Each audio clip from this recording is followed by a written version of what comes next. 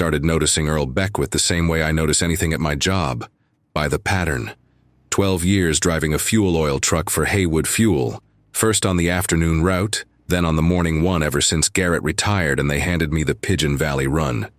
Taught me to read people's logistics without having to ask a single question.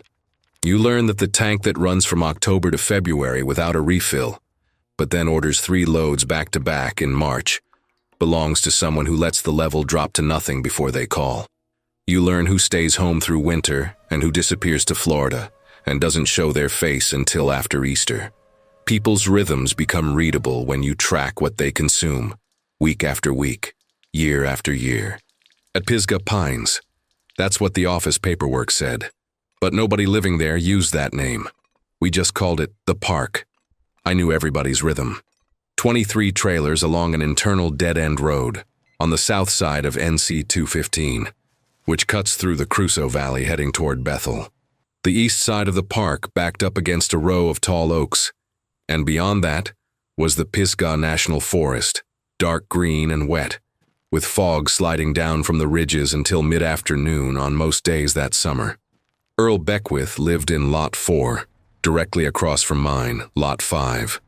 He'd been a mechanic for 40 years at a backyard shop in Canton, a garage he and his brother had built together before his brother died of something with his heart.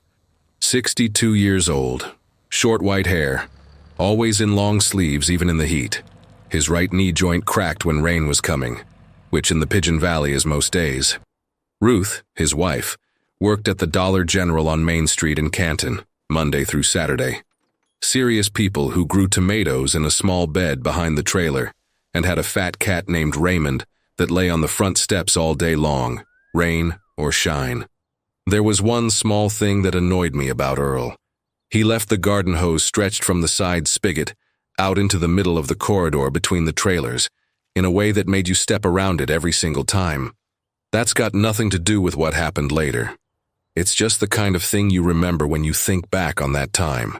The pattern I noticed in him didn't come through the oil deliveries. It came because I leave at 4:20 in the morning on Fridays to load the truck before the depot fills up with the morning rush. Driving past Lot 4 every Friday in the early hours, I'd learned that Earl's old Silverado was always parked in its spot. But when I'd come back around 10:11 on Saturday morning, the truck was back too. What that meant was that Earl was going out sometime in the night between Friday and Saturday, after midnight, and coming back before late morning on Saturday. The first time I really paid attention was in March. I went out to grab a screwdriver I'd left in the truck, almost 2 in the morning, the cold coming down through the valley from the forest. Earl's Silverado wasn't in its spot. I figured he went out drinking at some bar in Canton. There wasn't much else to think about it. But then I started noticing it every time I woke up too early. Friday night the car would be gone. Saturday morning it'd be back. And Earl would show up in the early afternoon on Saturday with a look on his face that wasn't a hangover look. His eyes were red but sharp, more like the eyes of someone who'd been standing watch all night than someone who'd been drinking. The knees of his pants sometimes came in with dark, damp mud, the color of soil under trees. One time I saw thin scratches on his forearms, running parallel, like from branches. He noticed me looking and pulled his sleeve down without saying a word. The theory that stuck around the park was the drinking one. Not because it was convincing, but because it was easy to carry. Sherry Harmon from Lot 18 suggested once that there was a second woman in another county. Donna, my wife, shot that down flat. A 62-year-old man with a bad knee doesn't go out in the middle of the night for that. And we stopped asking. What nobody connected to any of this was the other thing. The Aldridges from Lot 17 had 3 kids. The oldest, Bryce, around 11, would organize hide-and-seek on the east side of the park on weekday afternoons. The strip between the old wooden fence and the last row of trailers had good shade in the summer. No car traffic. It was the right kind of place for kids to play. Sometime in July, maybe August, I'm not sure, Bryce stopped going there. The other kids, too. I knew because the sound they made shifted sides. It disappeared from the east, moved to the south, near the fence that faced the road. I asked Bryce what had happened. He looked at the ground before he answered. "There's a bad smell near the old fence," he said. "It's really horrible." I went over there the next day figuring I'd find a dead skunk or trash that somebody had tossed from outside. I didn't find anything visible, just the tall yellowed grass, the rotting wood in the fence posts, and the smell, which was genuinely there. Thick, with a metallic undertone that stuck in your throat and didn't leave when you walked away. Something organic, something with flesh involved. Like a butcher shop closed up in the summer heat. The East Fork of the Pigeon River ran maybe 200 yards behind the tree line, and normally you could hear it from there, even at that distance. That afternoon you couldn't hear a thing. I left. I didn't think about it again until the following week when I was changing the external air conditioning filter and found, pressed against the base of my trailer, a long mark in the damp soil, on the side that faced the east fence. Like something heavy had rested there through the night. One of the nearby wooden fence posts was slightly crooked, tilted inward. The wood was old, so I didn't give it much thought. The mark in the soil wasn't from a dog, but I chalked it up to the wet weather and didn't mention it to anyone. That's what we did. The smell came back the following Thursday. I know it was Thursday because Donna had just told me her shift at the hospital was changing to Thursday, and Friday night starting the next month, and I was still processing that when I went out to throw away the trash and caught it. It wasn't as strong as the first time, it was more like a trail, the thing that lingers in the air after the source has already moved on. I went over to the east fence with my phone's flashlight. Nothing visible. The wood on the posts was damp from the night dew, and the post I'd noticed leaning before was still in the same position. No more crooked, no straighter. The grass was tall on that side, like always, because nobody mowed over there. I lit up the ground for a while without finding what I was looking for. On the way back, I passed along the side of the Beckwith's trailer. The Silverado was in its spot. It was Thursday, not Friday. Everything was fine. I went inside, went to bed, and woke up the next day convinced that some animal had died on the other side of the fence, and I just hadn't found it in the dark. The problem with that explanation was that it didn't hold. On Saturday of that week, Earl came back at 8:20 in the morning. I was having coffee at the kitchen table with the side window open. Donna had left early to cover a coworker's shift, and I watched the Silverado pull into his spot. He got out slowly, one hand on the door frame for support. His pants had that dark mud on the knees, same as always. But this time I noticed something different. He stood outside for a while, his back to me, staring at the tree line. It wasn't the look of someone resting. It was the look of someone checking on something. Then he went inside the trailer and didn't come back out until late afternoon. I didn't talk about it with anyone. I knew how it would sound. What happened with the dogs was harder to ignore. In the park, there were 3 dogs that ran loose during the day. Sherry's, a big short-haired mixed breed she called Truck, an old beagle belonging to Mr. Aldridge that answered to Pete, and an indefinable sand-colored thing that belonged to a couple in Lot 11, whose name nobody ever knew because they never used it around anyone. The 3 of them got along fine. Truck and Pete especially would walk the central corridor of the park together, like they had some kind of arrangement. They stopped going to the east side around the same time the kids did, but what started happening on Friday nights was something else. I began noticing because I wasn't sleeping well around that time. Something about Donna's new schedule. The empty bed on Friday nights made me lighter and more awake than usual, which sounds like nothing, but it's true. Around midnight on Fridays, the 3 dogs would start acting differently. They didn't bark. It was the opposite of that. Pete would curl up under the Aldridge trailer and go still, muzzle flat on the ground. Truck would go in through Sherry's door and wouldn't come back out until morning. The nameless one I couldn't see must have been inside too. Dogs that stop barking bother me more than dogs that bark. A dog that barks is reacting to something. A dog that goes completely silent has decided that reacting isn't worth it. I mentioned it to Donna on Monday, when she got back from her shift. She listened with her cup in her hand, the kind of look she uses when she wants to process before she responds. Then she said maybe the dogs were picking up on some animal from the forest, wild boar or something like that. She was born in Canton, never wanted to live anywhere else, and she has a way of putting things in the right compartment and closing the drawer that I've always admired and sometimes envied.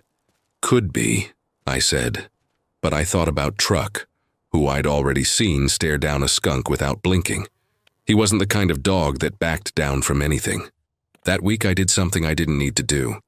I walked over to the east fence in the daytime, in full sun, around 3 in the afternoon, when the heat in the valley burns off the fog and you can see a long way between the trees. I went because I wanted to see in the light what I hadn't been able to see at night. The old fence had a stretch of about 8 meters where the horizontal boards were broken or missing, leaving a gap wide enough for, I can't quite say for what exactly. For something to pass through. The mud on the inside of the fence had been disturbed, not in a way I could precisely identify, just disturbed, the way it looks when you step in wet earth and lift your foot and the shape left behind isn't completely recognizable. The smell was there again, but faint, almost a residue. I looked at the trees on the other side. Pines, oaks, dense dark foliage that doesn't let sunlight in past the first few feet. There was nothing visible in there, no movement. But I had the impression, I'm not sure impression is the right word, it was something more physical than that the space between the trees was being occupied in a way that space between trees normally isn't. I went back inside.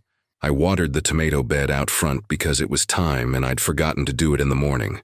That's the kind of thing you do to close off a train of thought you don't want to let grow. The following Friday, Earl's Silverado disappeared after midnight, same as always. Pete spent the whole night under the Aldridge trailer, motionless, muzzle on the ground. And I lay awake listening to the silence from the east side until close to 3 in the morning, when sleep finally came. Earl Beckwith knocked on my door at 10:40 on a Thursday night. I know the time because I was watching a fishing show I didn't particularly care about, but Donna liked it, and I'd gotten into the habit of leaving it on even when she wasn't there. The clock on the kitchen wall read 10:38 when I heard the knocks. 3 of them, spaced out the way someone knocks when they're not sure they should be there. I opened the door expecting some routine problem. A leak, a breaker, the kind of thing that happens at night and sends a neighbor to knock on another neighbor's door. Earl was standing on the small front step with his hands in the pockets of his flannel jacket. No mud on the knees this time. Eyes red, the same as always, but there was something different about him that took me a moment to place. He was too still. Earl Beckwith was a man of constant small movements. He'd bite the inside of his cheek when he was thinking, fidget his fingers without noticing, rock that bad knee back and forth. That night he was completely motionless. "Can I come in?" he said. He came in, sat in the chair that sits sideways to the window, turned down coffee. He stared at the table for a stretch that was long enough to make me uncomfortable. Outside, the park was quiet. A light on in Sherry's trailer, everything else dark. "You've seen me coming back on Saturday mornings," he said. It wasn't a question. I told him yes. "I know you have.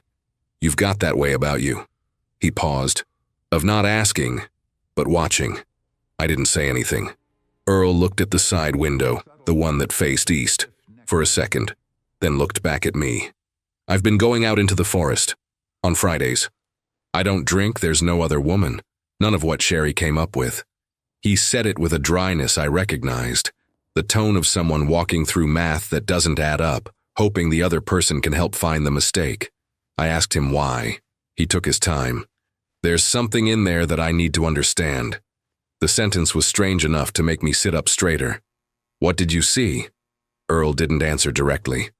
Instead, he unzipped his flannel jacket and pulled his shirt sleeve up to the elbow. His right forearm was in the light from the table, and I looked because that was what he wanted me to do. There were 5 parallel marks on the inside of his forearm, the color of old wine, each one about 3 inches long. They weren't branch scratches. A branch scratch is irregular, varies in depth, tapers to a point. These marks were the same width from start to finish, like they'd been made with steady pressure. They were laid out side by side with spacing that wasn't random. You could count them. 5 marks, roughly an inch of space between each one. I looked at the marks and then at him. "It wasn't a mountain lion," Earl said. "I know what a mountain lion mark looks like. I worked on a farm back in my day." He pulled his sleeve back down.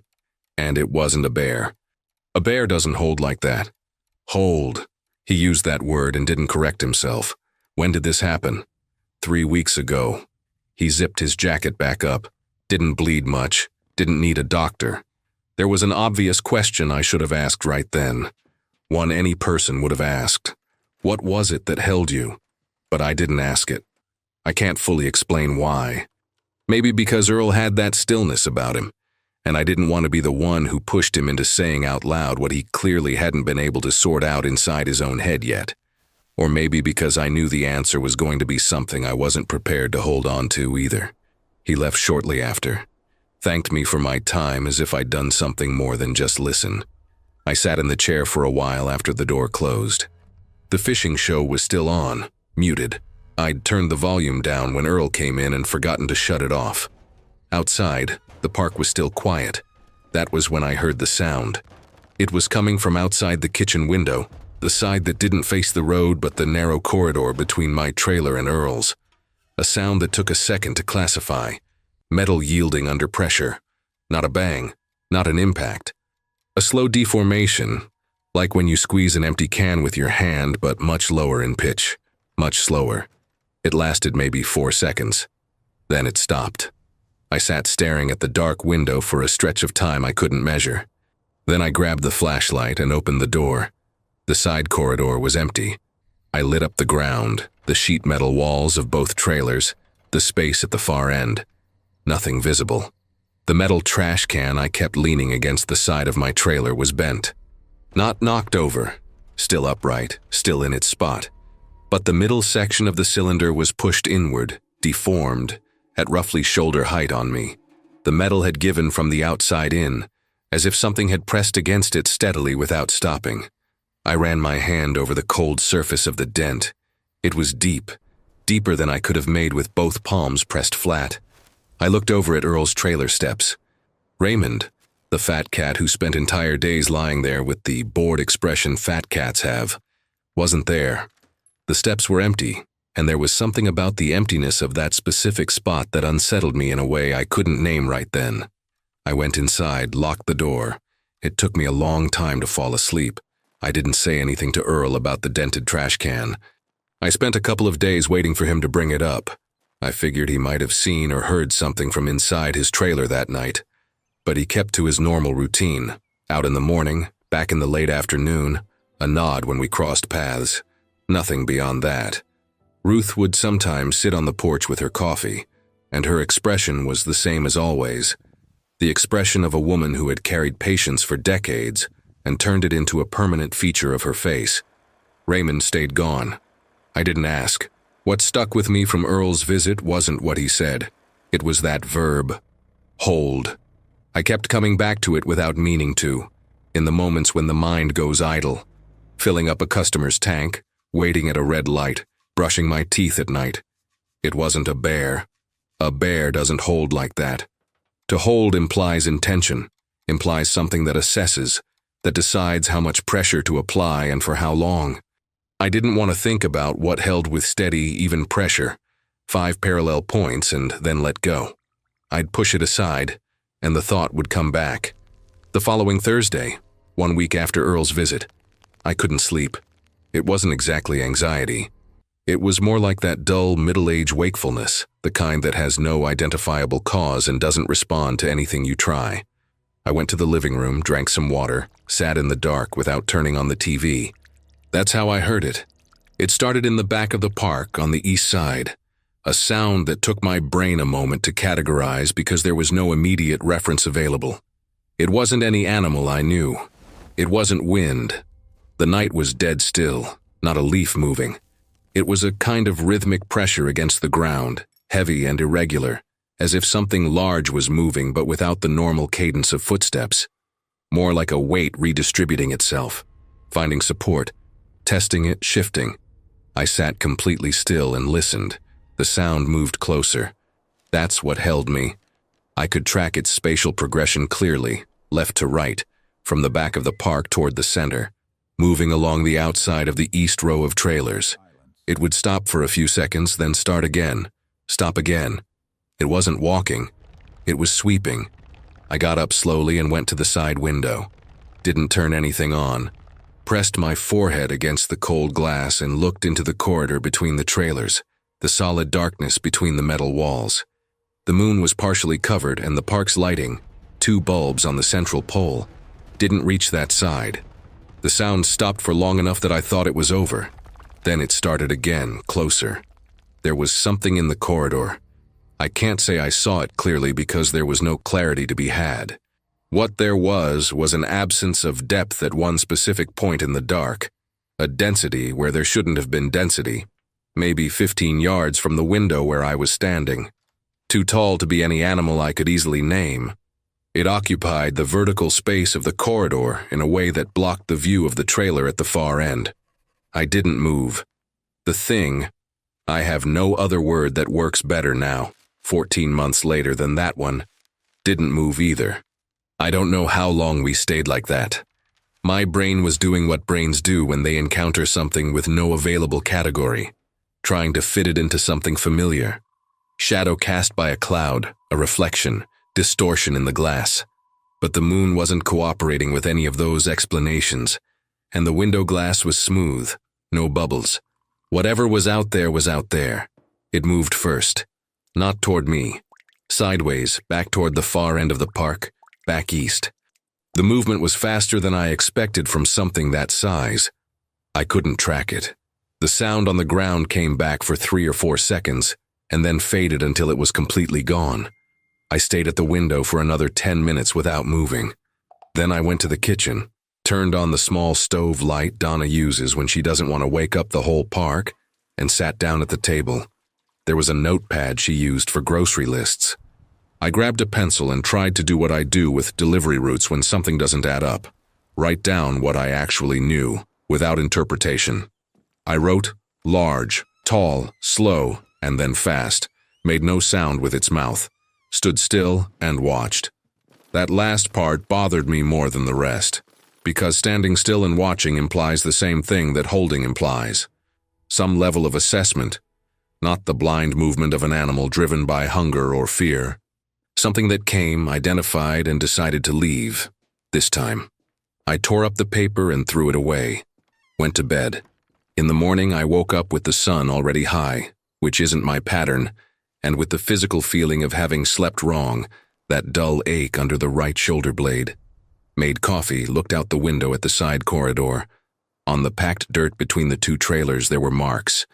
Not the kind you immediately identify as the track of any specific thing. They were irregular depressions in the wet soil. The dew had come down heavy that night. 3 or 4 of them, separated by a span too wide to be the normal stride of any animal I knew how to name. I took a photo with my phone. I'm not exactly sure why. I had nobody to show it to. I looked at the photo later and realized it was useless. You see compressed mud, imprecise shapes, could be anything. It was the kind of evidence that only convinces someone who's already convinced. I deleted it. That afternoon, while I was doing the dishes, I looked through the kitchen window and saw Ruth Beckwith standing on their porch, staring at the east side of the park. She stayed there a good 2 minutes without moving, with an expression I couldn't quite read from that distance. Could have been worry, could have been the blank look of someone thinking about something else entirely. Then she went inside and closed the door. Earl didn't come back on Saturday. I know exactly when I noticed because I was doing something ordinary, looking for the spare key to the padlock on the storage shed at the back of the park, where I keep my tools. I'd gone through the entry drawer twice without finding it. Was on the 3rd pass when I looked up through the window and saw the empty space where the Silverado should have been. It was 11:20 in the morning. I left the drawer open and went to make coffee. Around noon, Ruth came out onto the porch and looked at the empty spot where the Silverado should have been, with an expression that was different from the other times. It wasn't the expression of a woman waiting on a husband who'd gone out early. Her shoulders were tighter, her mouth more guarded. She stood there for a moment and then went back inside without looking around. By 2 in the afternoon, the Silverado still hadn't shown up. I stayed inside doing things without any real purpose. Changed a bathroom light bulb that didn't need changing yet. Folded clothes Donna had already folded. Swept the entry corridor twice. They were the kind of activities you do when your body needs to move but your head doesn't know where.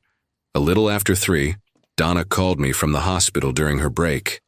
I asked how her day was going before she could ask about mine. and spent enough time listening to a problem with a coworker's schedule that the Silverado never came up. When I hung up, I stood there staring at the phone in my hand, not quite understanding why I hadn't said anything. Sherry Harmon showed up at my door around 4. She had that way of getting into other people's business with a genuine concern that was sometimes irritating and sometimes exactly what the situation called for. She asked if I'd seen Earl. Said Ruth had come to her in the early afternoon with a question that wasn't quite a question, more a way of checking whether anyone knew anything without having to admit she was worried. She said he left before midnight last night, Sherry said. That when she woke up at 2 in the morning to use the bathroom, the bed was already empty. I asked if Ruth had tried calling his cell. Goes straight to voicemail. Since 7 this morning. I didn't say anything. Do you think we should call the sheriff? She said. I said it was too soon for that. Missing adult, less than 24 hours, no indication of any problem. That was going to result in a form and a deputy with no patience for it. Sherry didn't like the answer but didn't argue. She had that quality. She knew when someone else's mind was made up. After she left, I sat on the porch for a while. The park had that quiet of a late Saturday afternoon that's normally pleasant. The smell of cut grass from some lot in the back, a television on a few trailers down, the call of some bird coming down from the forest. But there was a hole in the whole composition, and it was the empty space of Lot 4. A little after 6, Ruth came to my porch. She didn't sit when I offered the chair, stood with her hands folded over her stomach, her hair pulled back with an elastic that looked like it might have been the same one from 2 days before. She asked if Earl had said anything to me the last time we talked. I had a second of hesitation that she noticed. He said he'd been going out into the forest, I said. I didn't mention the scratches on his forearm. I'm not sure if that was to protect her or to protect myself. Probably both. Ruth looked at me for a long moment. It wasn't an accusatory look. It was the look of someone putting information they already had together with new information to see whether the result was better or worse than expected. By the way, she took a slow breath before speaking. It was worse. How long had he been doing that? She asked. That I noticed. Since March. She nodded slowly. The way you nod when you're confirming something you already knew but needed to hear from outside yourself, to make it real. He told me there was a large animal in the forest coming closer to the park, that he was keeping an eye on it. She paused. I figured it was his way of having something to do after retiring. You know how it is. A man without work invents a project. I understood what she meant. I knew men like that. My father had been like that. When he'd come back, she went on, he didn't sleep well. He'd lie there awake, tossing around. One time I woke up in the middle of the night and he was sitting on the edge of the bed in the dark. When I asked him what was wrong, he said he was just thinking. She went quiet for a moment after that. Raymond disappeared last week, she said, but in a voice that had already processed that loss and filed it in a separate compartment from Earl. I went over to her porch with her that evening. There wasn't much to do besides be present, which is sometimes the only thing available. Sherry brought over a pot of soup at 7, which I found simultaneously touching and premature. Ruth ate little and thanked her a lot. Sherry's son Calvin showed up after dinner and stood leaning against the wall with the discomfort of a young man who doesn't know what to do with other people's grief. At 10 o'clock, I said goodnight and went home.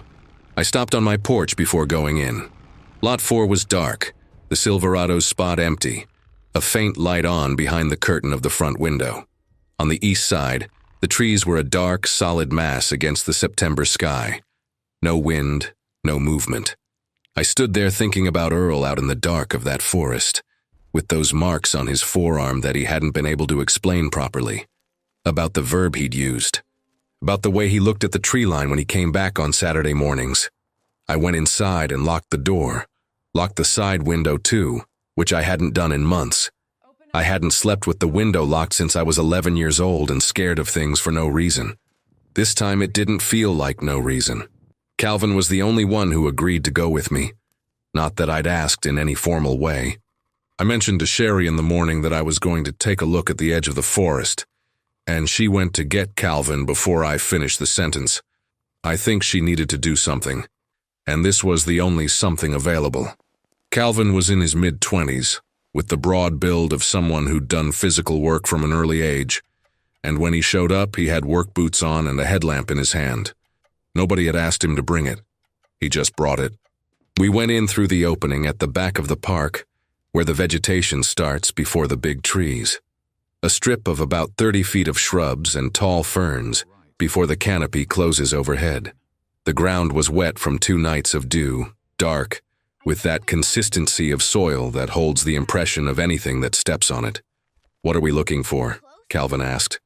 "I don't know," I said. It was the honest answer. We spent about 15 minutes at the edge, walking parallel to the park's boundary without going in any deeper. Calvin lit up the ground. I lit up the middle and the high. Tall pines, oaks, a dense understory. The natural light that came through was filtered and greenish, the kind of light that makes everything look like it's underwater. There were bird sounds here and there, the constant rustling of something small in the leaf litter, the sound of wind in the treetops that never made it down to where we were. Nothing out of place for the first few minutes. It was Calvin who stopped first. He was about 10 feet ahead of me, the headlamp pointed at the ground. When I got to his side, I saw what he was looking at. A patch of about 4 square yards where the ground was completely different from everything around it. Not just packed down earth. It was worked earth, turned over like something of considerable weight had been moving around there for a while. The shallow roots of a large fern had been pulled up, tossed to the side. There were marks on the bark of 2 nearby pines. At roughly my shoulder height, parallel, thin, deep enough to have exposed the pale wood underneath. The smell was there. Not strong, more like a residue. That metallic undertone mixed with something wet and organic. Calvin was quiet for a good while. Then he said in a careful voice, "Bear." "Could be," I said. Neither of us believed it. We kept going. Calvin was quiet in a different way than when we'd come in, a silence with texture to it, and I could tell by the way he held his headlamp, tighter, closer to his body, that he was working through the same thing I was. About 60 feet further on, I found the jacket. It was hanging on a low branch about 6 feet off the ground, the way you hang something when you're going to work and don't want to get it dirty. Blue and black flannel jacket. I recognized it before I got close enough to be sure.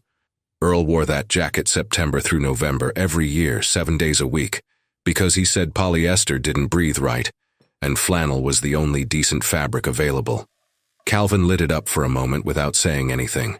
There was no visible blood, no obvious indication of violence. It was just there, hung up with care, buttons fastened, as if its owner was coming back for it. I took it down carefully. It was damp from the dew. In the right pocket there was a small folding knife, the kind with a pale wooden handle that old mechanics carry out of habit, whether they need it or not. There was also a piece of paper folded in quarters that I opened slowly. It was a map, drawn by hand, in pencil, the kind of map a person makes for themselves, with no intention of being clear to anyone else.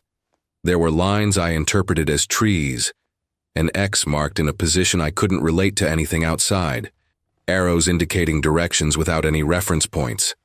In the lower right corner there were 3 words written small, in Earl's handwriting, which I knew from the notes he'd leave when he needed something while I wasn't around. "Doesn't climb trees?" I folded the paper and put it back in the jacket pocket. "We should call the sheriff," Calvin said. "Yeah," I said this time, but neither of us moved right away. There was something in that space that made movements more deliberate, as if the air had taken on a subtle resistance that hadn't been there when we came in. Calvin swept the headlamp around in a slow arc that covered the trunks, the understory, the shadows between the trees, nothing visible beyond forest. That was when I realized I couldn't hear the birds anymore. It wasn't gradual. It was a switch being thrown. One moment there was the sound of rustling leaves, of wings, of some bird repeating the same note high up in the canopy. The next moment, there was nothing. The silence was dense, physical, the kind you feel inside your ears like pressure. Calvin had noticed too. He was standing still, the headlamp pointed forward, staring at the space between 2 large oaks about 100 feet away. "Did you see something?" I said very quietly. "I don't know," he said, the same way. We kept looking. The two oaks were old, thick-barked and irregular. The kind of trunk that creates the illusion of shape when the light isn't good. Could be that. Probably was that. But there was an area between them, in the back, where the shadow was denser than everything around it. A density that wasn't moving but seemed organized in a different way than the surrounding dark. Tall, broad at the shoulders, if that's even a description that applies to shadow.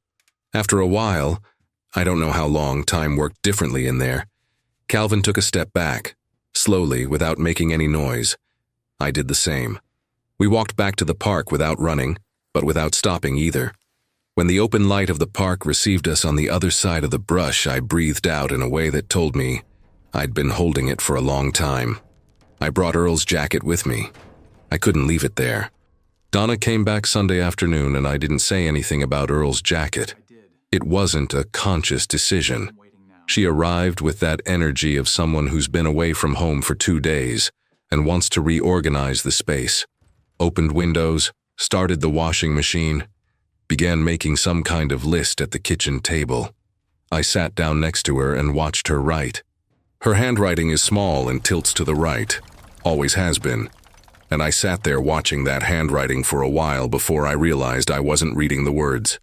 I was just watching the movement of the pen as if that were enough. Earl's jacket was folded at the back of the hallway closet. I told her about the sheriff that night. The sheriff had come Sunday afternoon, walked along the edge of the forest with a deputy for about 40 minutes, and left with the expression of a man who'd seen too many missing husbands to get worked up over one more. Said they'd file a report, check the hospitals that Earl would probably turn up. Ruth had listened to all of it with a quiet that was different from relief. Donna heard everything and then was silent for a moment. "Are you okay?" she asked. I said I was. It was a specific kind of lie. Not the lie of someone trying to deceive, but of someone who hasn't yet organized the truth into a form that can be transferred to another person. She believed it because I'm the kind of man who's usually okay, and she had no reason to distrust the pattern. That week the park felt different. Nothing you could point to, just that register you feel when the dynamic of a place shifts, but the physical structures stay the same. The Aldridge kids played closer to the trailers. Sherry stopped leaving her door open in the afternoons. Calvin had gone back to work at the gas station but showed up at the park at the end of the day for no stated reason, just hung around, which I read as his way of doing something when there was nothing concrete to do. By Thursday, I was starting to build the theory that maybe I'd overdone it. Not about Earl, about the rest. The thing I'd seen in the side corridor. The shadow between the oaks. My brain had been constructing a narrative and filling in the blank spaces with whatever was available, which was fear and very little information. I was 47 years old and had built a life on verifiable things. I knew how to tell fact from projection. I was supposed to know. I went to sleep Thursday night with that reasoning intact. I woke up around 2 in the morning with Donna asleep beside me and the living room TV on. I'd forgotten to turn it off, which happens sometimes when I'm tired. The voice of some late-night host drifted in from the hallway with that tone of someone telling a joke that only lands after midnight. I got up to turn it off, walked down the hallway, went into the living room, picked up the remote from the coffee table. That was when the show went to commercial, and the TV switched to that different kind of silence between the ad and the next segment. 1 second of nothing before the jingle. And in that specific second, I heard the sound from outside. It wasn't the sound from before. The sound from before was distant, trackable, gradual. This one was right outside the living room wall, maybe 6 feet from me with a thin sheet of metal between us. Breathing. Heavy, slow, with an interval between inhale and exhale that lasted too long. Not the rhythm of an animal at rest, the rhythm of something that has stopped and is paying attention. I stood still with the remote in my hand. The TV came back with the jingle and I turned it off without thinking, because that was what I'd gone to do. And the body sometimes carries out the previous instruction, even when the brain is already somewhere else entirely. The silence after the jingle was absolute. And inside that silence, the breathing continued. Regular, patient. I moved to the living room window slowly enough not to make noise on the floorboards that creaked on the 3rd plank from the hallway, the one that had creaked since we moved in and I never fixed. I pressed the side of my face against the wall beside the window, looked out through the corner of the glass without turning anything on, without exposing myself. What was outside my living room was not a shadow, not a projection, not my brain constructing a narrative. It was about 10 feet away, partially leaned against the side of the trailer, and what I saw was this: a shoulder. A shoulder and part of a back. The height was the first thing that registered. The top of that shape extended above the window line, which sits 6 feet off the ground. The fur was sparse in irregular patches, with the skin underneath visible between the gaps, grayish, stretched over musculature that had no familiar proportion. The elbow, if it was an elbow, bent at an angle that was not the angle elbows bend. It was turned sideways to me, the head facing Earl's lot. There was a smell that had been coming in through the gaps around the window without my noticing, gradually, and was now undeniable.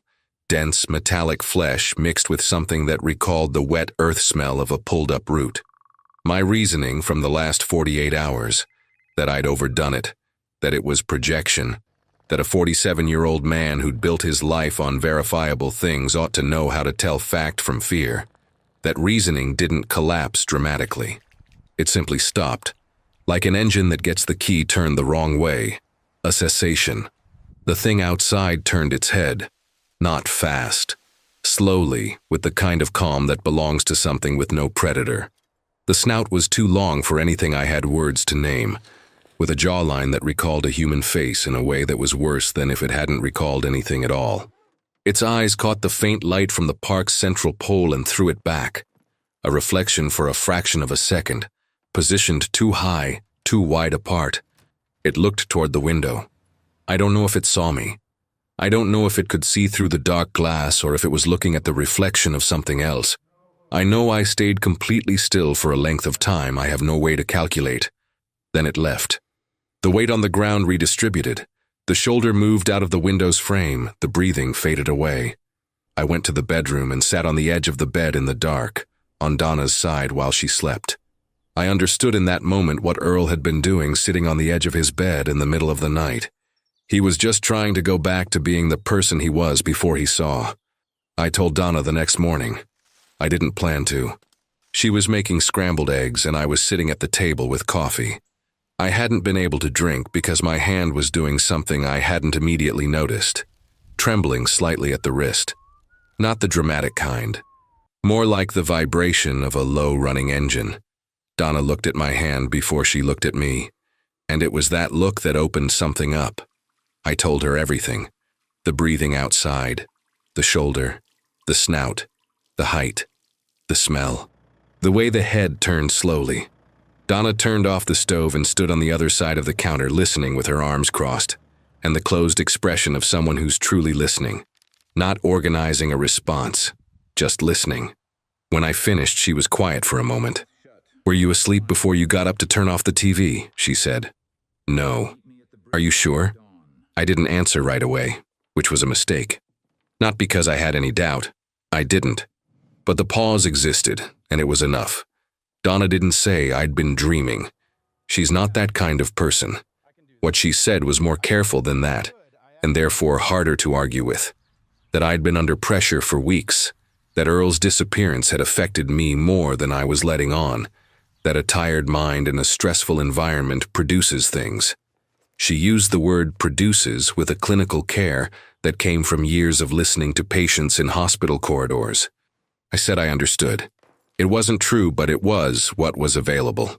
Then I went to Ruth's lot with Earl's jacket. It was past time to give it back. I had no reason to keep holding on to it, just postponement. Ruth opened the door before I knocked, as if she'd seen me coming through the window. She reached out and took the jacket without saying anything.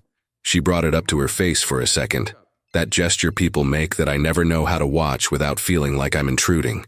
Then she folded it carefully and set it on the nearest chair. "The sheriff came back yesterday," she said. I sat in the chair she pointed to. There was tea on the table that she hadn't offered, but that was visibly there to be offered when the right moment came. Their trailer had that smell of a home lived in for decades. Wood, old coffee, the faint undertone of motor oil that Earl had probably worked into the walls without realizing it. "What did he say?" That they checked hospitals in a 3-county radius, nothing. She sat down on the other side of the table with her hands flat on the formica surface, open, like someone with nothing to hide. He asked if Earl had any reason to leave voluntarily. I understood what was underneath the question. What did you tell him? No, that we were doing fine. A small pause. That we were fine. The difference between we're doing fine and we're fine in those 2 sentences she didn't explain, and I didn't ask about. I told her what I had seen the night before. I told it differently than I'd told Donna, without trying to convince, without expecting any particular reaction. Just the facts in the order they happened. Ruth listened with an attention that grew quieter the more I talked. When I finished, she looked at the side window, the one that faced Eastwain, for a moment. Earl told me something in August, she said, that whatever was in there wasn't completely animal. The sentence hung in the air between us. What did he mean by that? I asked. I don't know, I didn't want to know at the time. She pulled her hands off the table and placed them in her lap. Now I wish I'd asked. I left Ruth's lot around noon and went straight to Calvin, who was out back fixing a hinge on the door of the community shed. I told him what I'd seen. He listened without interrupting, with that physical attentiveness of a young man who still believes that listening well is a matter of posture. When I finished, he kept working the hinge for a while without needing to. Did you film it?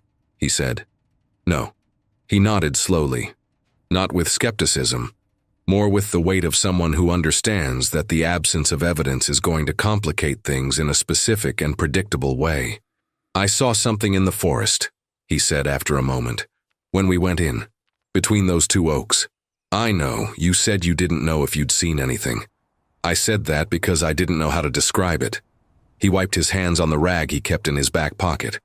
It was too big, and it was standing still the wrong way. An animal standing still has its weight distributed differently. That thing was standing still like something that chose to stop. That was exactly it. Something that chose to stop. I wouldn't have put it that way, but it was the right description. Are you going to tell your aunt? I asked. He thought about it. I'll scare her. She's already scared. Scare her in a different way.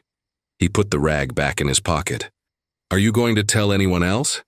I thought about the sheriff with the expression of a man who'd seen too many missing husbands.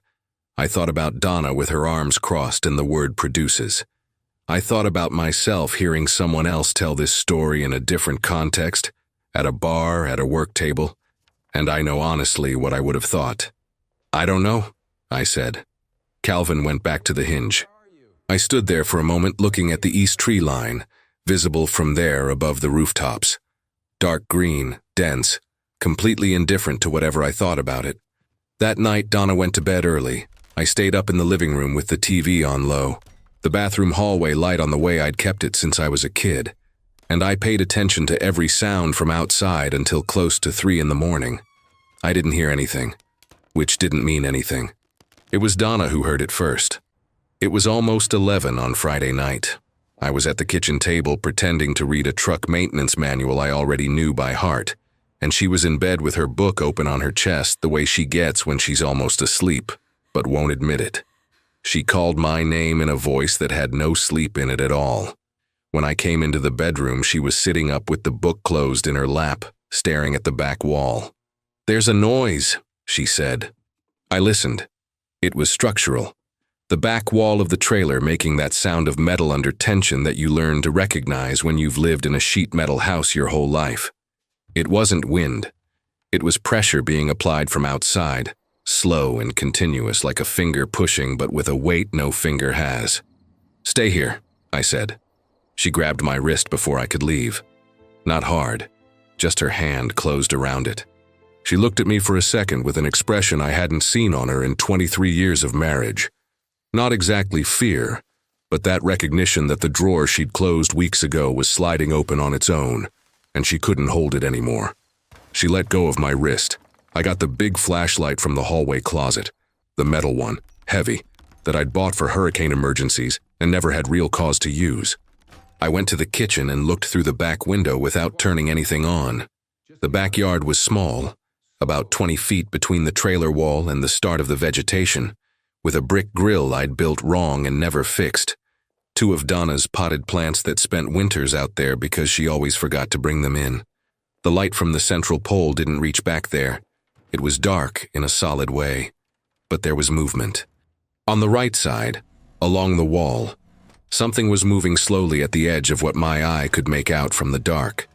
Not the nervous movement of a small animal. A shift of weight, slow and deliberate, moving the vegetation in the corner in a way wind wouldn't have moved it because there was no wind. Then it stopped. I watched long enough to start doubting what I'd seen when the sound came back. This time further to the left, the side wall of the bedroom where Donna was. A pressure that traveled the full length of the wall from one end to the other, slowly, like a finger reading a line of text. I went to the bedroom. "Get up," I said. "Slow. Don't make any noise." Donna got up without asking. She stood on the floor in her socks, the book still on the bed, and looked at me waiting for direction. I told her to go to the bathroom, which was in the center of the trailer, no outside windows, and close the door. "Dennis." She just said that. "Go," I said. The sound on the side wall continued while she crossed the hallway. It stopped when the bathroom door closed. I stood in the hallway with the flashlight off, listening. For a while there was nothing. A parked trailer has a specific acoustics. You hear the structure, the settling of the metal, sometimes the weight of the neighbors next door walking around. I knew every sound those walls made. What came next was not in the repertoire. A weight on the roof. Not footsteps, a distribution of mass. As if something had placed part of its weight on the roof panel and stayed there, testing it. The metal gave slightly with a low groan I felt in my feet before I heard it with my ears. I stood still in the hallway. The weight moved from the far end toward the center, slowly, with pauses. Each pause lasted a few seconds, and I had the impression, which I don't know if was real, that during those pauses something was being assessed from up above that I couldn't see. It stopped above the kitchen. Then the weight left the roof. Not fast. It just gradually decreased as if the thing had moved from the center to the edge and then come down. The roof metal settled back into place with a dry crack. Silence. I waited. 2 minutes, maybe 3. I wasn't looking at any clock. Then I went to the living room window, the one that faced the front, the central corridor of the park. I pressed the side of my face against the wall and looked through the corner of the glass. It was in the central corridor. The distance was about 60 feet, and the pole light reached that far, faint, but enough for what I needed not to see and saw. Its back was to me, or what I read as its back. The broad mass of the shoulders, the spine with a curvature that wasn't the curvature of a human spine but recalled one, those legs too long with the knee joint turned in a wrong direction. The head rose above my window's field of vision. I could see as far as the neck, the lower part of the skull, the fur in irregular patches over visible skin. It was standing facing Earl's lot. I don't know how long it stayed like that. I know that at some point during that time I noticed I was holding the flashlight with both hands, squeezing the cold metal, and that my breath was coming out slowly through my open mouth because I was afraid that through my nose it would make noise. I also noticed that the brick grill I'd built wrong and never fixed was visible through the corner of the window, and it occurred to me, completely out of place, that I should have fixed it when Donna asked me to back in March. It turned. Not toward me, to the left toward the back of the park. Its profile was visible for a second in the pole light. The long snout, the jawline, the eye on the near side catching the light for a fraction of a moment, positioned too high and too wide. Then it walked toward the back with a gait that wasn't hurried, those long limbs covering ground in a way I had no reference to calculate. In 100 feet it had disappeared between the trailers at the back. I stayed at the window for a while after that. Then I went to get Donna from the bathroom. She was sitting on the edge of the tub with her knees together and her hands in her lap. When I opened the door, she looked at me with an expression unlike anything I'd ever seen on her. Not panic, something older than panic. The kind of recognition the body makes before the brain has words available. "What was it?" she said. I sat down on the bathroom floor, back against the wall, legs stretched out, the flashlight between us.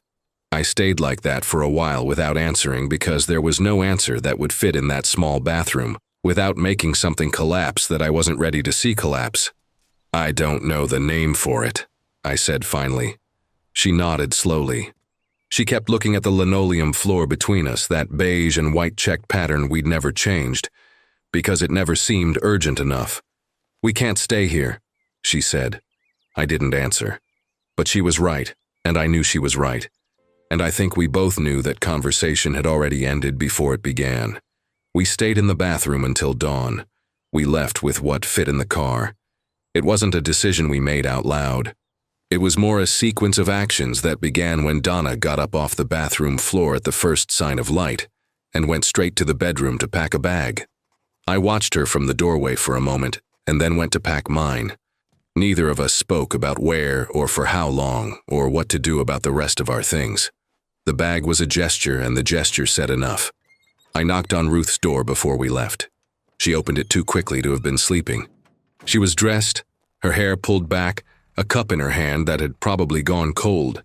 When she saw the bags on the ground behind me, she looked at my face for a second, and then looked at the east side of the park, which from her porch was visible in the gray morning light. I told her what I'd seen. Not all of it, enough. She was quiet while I talked. When I finished, she set her cup on the porch railing with the care of someone avoiding making noise. "I'm staying," she said. "Ruth, this is my home." She said it without aggression, without drama, with the same matter-of-factness she'd probably used to say difficult things her whole life. "And if Earl comes back, someone needs to be here." There was no argument against that I could make out loud, so I didn't. We gave her Donna's sister's address in Waynesville in case she needed anything. She wrote it down on a piece of paper she took from her apron pocket. She already had paper and a pen in that pocket, which told me she'd been expecting some version of this conversation. She hugged me once, quickly, with enough force that I felt the bones of her shoulders. Then she went inside and closed the door. Donna was already in the car when I turned around. We stopped by Calvin's lot to let him know. He was awake, sitting on the steps, as if he'd also spent the night waiting for daylight. He listened to everything with the headlamp still in his hand, which he'd probably been carrying all night without realizing it. When I finished, he stared at the ground for a while. "I heard something on the roof around 10, he said. "I figured it was a branch." It wasn't a branch, and we both knew that. I told him to think about leaving too. He nodded the way someone nods when they're not going to do that. We spent 3 weeks at Donna's sister's house in Waynesville. Donna went back to work after 5 days. The hospital, the shift, the schedule that needed coverage. She has that way of recovering her routine that I've always admired, and that in those days sometimes irritated me, not because it was dishonest, but because it made the contrast with me more obvious. I lay awake. She slept. She got up with purpose. I sat at her sister's kitchen table staring at the backyard garden until my coffee went cold. I called Ruth twice a week. She always picked up, her voice steady, telling me the small things of the park, that the Aldridge's heater had given out, that Sherry had painted her trailer door green, that the sheriff had come by one more time and noted down nothing new. She didn't mention Earl. I didn't ask. At some point it became clear that this was the arrangement. In the 3rd week she said something that stayed with me. "There was a morning this week I woke up to the smell," she said, "outside the back window." I didn't respond right away. "Strong?" I said. "No. Faint, like a trail." A pause. Like when the thing has already gone but passed through not long before. I asked if she was okay. "I am," she said. Then, "Dennis, you need to stop calling to check if I'm okay." I hung up and sat looking at the phone. We came back at the start of October. There was no clear decision about that either. Donna started making mention of a few things she'd left behind. Documents, an appliance, the plant she'd forgotten on the porch. I'd listen and not respond, and after a few days we both understood we were going back. The park looked the same. That was the first thing that hit me, the place's complete visual indifference to what had happened. The trailers in the same positions, the central corridor with the same puddles after rain, the pole light coming on at the same time as always. Lot 4 was closed up, the windows with the curtains drawn. Ruth had gone to spend a few days with a niece in Asheville. Sherry told me that with a look that said she knew it wasn't just a few days, but wasn't going to say that out loud. The Silverado never came back. I unloaded the car, put things away, made coffee. Donna went to the bedroom and opened the windows because the place had been closed up and smelled like it. I heard the sound of the windows opening one by one while I stood in the kitchen looking at my cup. That night I slept in a way I hadn't expected, heavy without waking in the middle of it. When I got up, Donna had already left for work, and there was a note on the stove that said milk and chicken, and don't forget pharmacy in that handwriting tilted to the right that I knew. I went to the kitchen window to drink my coffee. Outside, the park had that light of a cold October morning, the clean air that comes down from the ridges that time of year. The Aldridge kids hadn't come out yet. The central corridor was empty. I looked toward the east side. The old fence was in its place, the vegetation behind it, dense, still. The pisgah trees rising beyond, dark green, closed in on themselves the way they always were. There was nothing visible. But there was something I noticed and couldn't unnotice once I had. In the section of fence where the boards were missing, that 8-foot gap I'd seen weeks before, there was a new board. Just one, horizontal, placed in the middle of the space. Pale wood, no paint, no treatment. Recent. I hadn't put it there. It wasn't the kind of thing the sheriff would do. It wasn't Calvin who was at the station. Sherry didn't have the height for it. Ruth was in Asheville. I stood looking at that board for a stretch of time I couldn't measure. Then I washed my cup, grabbed my truck keys, and went to work. But I looked at that board in the rearview mirror when I pulled out, and I looked at it again when I came back at the end of the day.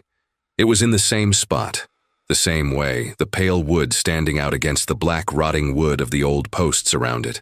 The following week I found a folded note wedged in the gap of the front door. Graph paper, the kind that comes in a notepad. 2 lines, handwriting I recognized before I finished reading the first word. Keep it closed. Won't make a difference, but keep it. There was no signature. There didn't need to be. I put it in my coat pocket and didn't show it to Donna. I kept it there for 3 days, the paper folding and unfolding on its own every time I reached into that pocket without thinking. On the 4th night, I took it out and put it in the nightstand drawer, underneath the truck manual. It's still there. What keeps me from sleeping isn't what he meant by won't make a difference. It's that he knew that, and put the board up anyway.